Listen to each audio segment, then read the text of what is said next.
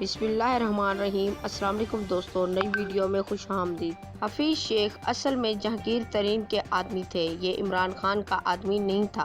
حفیظ شیخ کی ہار عمران خان کی ہار اور نااہلی کے ساتھ ساتھ ان لوگوں کی ہار بھی ہے اور جو میچ لڑنے کی کوشش کر رہے ہیں۔ سینئر تجربہ کار محمد ملک بڑے زور کارن تھا جو کہ اسلام آباد کے جنرل نشست پر دیکھنے کو ملا اور بہت بڑا اپ سیٹ بھی نظر آیا۔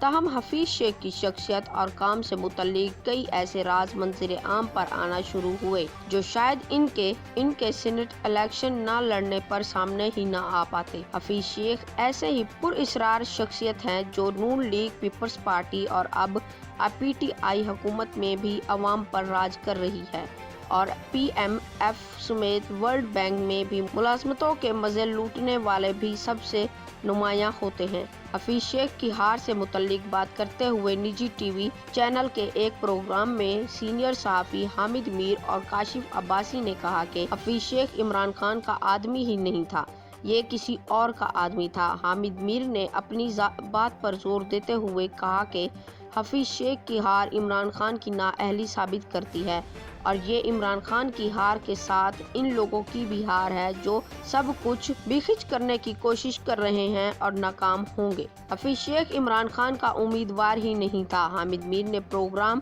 اینکر محمد ملک کو مخاطب کرتے ہوئے کہا کہ حفیظ شیخ کس کا آدمی تھا اور اسے کون لایا، یہ آپ کو بھی پتا ہے۔ اس پر محمد ملک نے کہا کہ جی مجھے پتا ہے، انہیں جہانگیر ترین صاحب لائے تھے، انہی کے مشورے سے اسد عمر کو ہٹا کر حفیظ شیخ کو اس عہدے پر لایا گیا تھا اور اس وقت سینٹ الیکشن میں بھی وہ جہانگیر ترین کے آدمی کے طور پر سامنے تھے۔